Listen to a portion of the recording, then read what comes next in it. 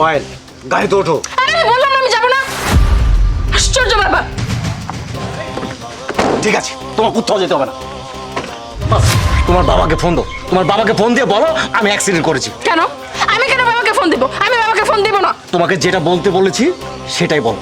ঠিক আছে, আমিও দেখিয়ে দিব আমার বাবা কত ভালো মানুষ। আমি কথা বলছি, তুমি শোনো।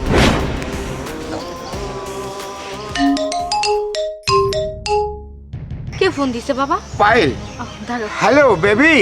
হ্যাঁ হ্যালো বাবা। হ্যাঁ বলো। লাউড স্পিকার, লাউড স্পিকার দাও। শোনো, তোমাদের জামাইনা অ্যাক্সিডেন্ট করেছে, অবস্থা খুবই খারাপ। তাড়াতাড়ি 3 লক্ষ টাকা নিয়ে সদর হসপিটালে চলে আসো। শোনো বাবা কি বলে। ওহো বেবি, আমি তোর কথা বুঝতে পারছি না, তুই এমনটা কেন? হ্যাঁ, ওই অসুস্থ জামার পাশে তুই থেকে কেন কাঁদছিস? তুই বন্ধু রফিকের মেয়ে, তুই চলে আয়। আর শোন, সোনা দানা টাকা পয়সা যা কিছু পাস জটফট লাখের বলে চলে নিয়ে আয়। আর শোন, আমার বন্ধুর ছেলে এই ঢাকা শেয়ারনের 0.5% শেয়ারই নিয়েছে, তার সাথে তোকে আমি বিয়ে দেবো, অসুবিধে নাই। হ্যাঁ হ্যাঁ, চলে আয়, খুবই স্মার্ট। হ্যাঁ ওকে ওকে ওকে, হ্যাঁ বা হ্যাঁ, ওকে ওকে বেবি। কি হয়েছে বাবা? আর বলিস না, তোর আপু মানে তোর আপুর হাজব্যান্ড, তোর দুলাভাই অ্যাক্সিডেন্ট করেছে। আহা, অ্যাক্সিডেন্ট করেছে বেশ ভালো কথা। তুই অসুস্থ ছেলেটার সাথে তুই কেন থাকবি ওখানে? কেন বসে বসে কাঁদছিস? তুই টাকা পয়সা সোনা নিয়ে চলে আয়, তোকে অন্য জায়গায় বিয়ে দিব, এই কথাটাই বললাম আর কি। হ্যাঁ বাবা, তুমি একদম ঠিক কথাই আপুকে বলে দিয়েছো। চলো এবার বাসায় চলে যাই আমরা। আচ্ছা চল চল। এবার হলো, বুঝতে পেরেছো তোমার বাবার চরিত্র কেমন?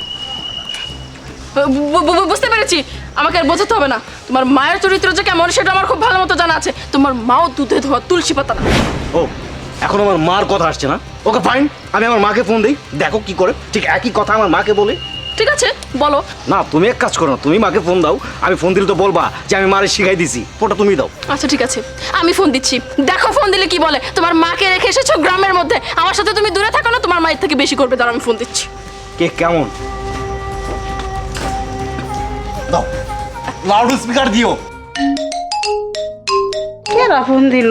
পোলাই নাকি? পোলা ছাড়া তোমার ফোন ধর কেউ নাই। হ্যালো হ্যালো আম্মা। আমার সর্বনাশ হয়ে গেছে আম্মা, আপনার ছেলে অ্যাক্সিডেন্ট করেছে, খুবই খারাপ অবস্থা। বাঁচবে নাকি মরবে তার কোনো গ্যারান্টি নেই। তাড়াতাড়ি 3 লাখ টাকা নিয়ে সদর হসপিটালে চলে আসুন। ওলা ও মা গো, ওলা গো, আমি কি বললাম? ও বাবা, ও মা গো, আমার পোলাই এই মাথা কি ভাবে হইলো? ও মা, ও বাবা, তুমি থাকো, আমার পোলার কাছে কোনো জায়গা যাও না।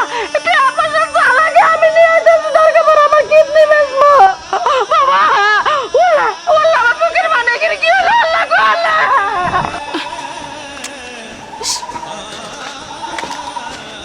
কি কিছু বুঝলা?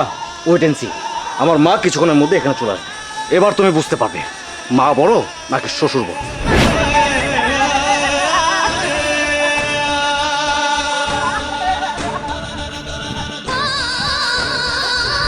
কোথায় তোমার মা? কোথায়?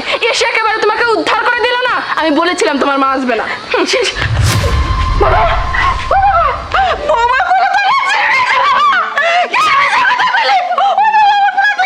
আমার বুকে মানে আমার কলেজের টুকরো।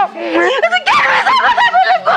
আম্মা, আমার মনে কিছু না।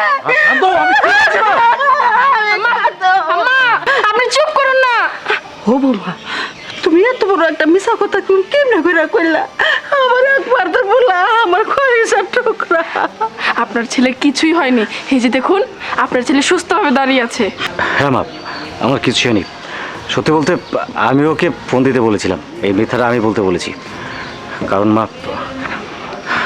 আমি এটা জানতে চেয়েছিলাম যে কে আপন কে পর। আমি মা জেনে গেছি পৃথিবীতে মার থেকে আপন কেউ হয় না। হ্যাঁ আম্মা, আপনার ছেলে ঠিকই বলেছে। আসলে কি হয়েছে আম্মা, আমরা ভাবতাম আমার বাবাই হয়তো আমাদেরকে সব থেকে বেশি ভালোবাসে। আপনাকে দূরে রেখে এসে আমরা শহরে থাকি, আপনি হয়তো আমাদেরকে ভালোবাসেন না। এই ব্যাপারটা নিয়ে সবসময় আমি শিশিরের সাথে ঝগড়া করতাম, অশান্তি লেগেই থাকতো। তাই পরীক্ষা করার জন্য আপনার সাথে এমন করেছি। কিন্তু যা পেলাম, আমার বাবা ভালোবাসা তো দূরের কথা, আমাদের কথা চিন্তাও করে না। ভালো যদি বেঁচে থাকেন সেটা একমাত্র আপনি। আমি এখন বুঝতে পেরেছি একটা মেয়ের বিয়ে হয়ে যাওয়ার পর তার শ্বশুর বাড়ির লোকজনই তার আপন, বাবার বাড়ির লোকজন আপন না। আমি যা করেছি ভুল করেছি, কিছুক্ষণের জন্য আপনাকে কষ্ট দিয়ে ফেলেছি, আমাকে ক্ষমা করে দিন মা। ও বৌমা, আমি সব কিছু ভুলে গেছি গা, আমি কিছু মনে রাখি নাই। কিন্তু তুমি যে কথাটা কইছো এভাবে আর কোনোদিন কও, আমি আর একটু হলে তো আমি মরে গেতাম গা।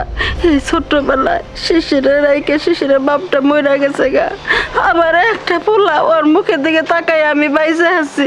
এই কথাটা আর কইও না, তোমরা দুজন সুখে থাকো, আমি এটাই চাই। আম্মা, শুধু আমরা একা একা সুখে থাকলে তো হবে না, আমাদের সাথে আপনারও সুখে থাকতে হবে। এখন কি করতে হবে বলুন তো? আমাদের সাথে শহরে যেতে হবে। একা একা গ্রামের মধ্যে আপনাকে আমরা রাখবো না, আমাদের সাথে আমাদের ফ্ল্যাটে থাকবেন, ঠিক আছে? মাকে নিয়ে চলো শিশির, আর কোনো কথা শুনতে চাই না, চলুন। আমি আমার পোলার কাছে থাকবো। আপনি সামনে বসুন।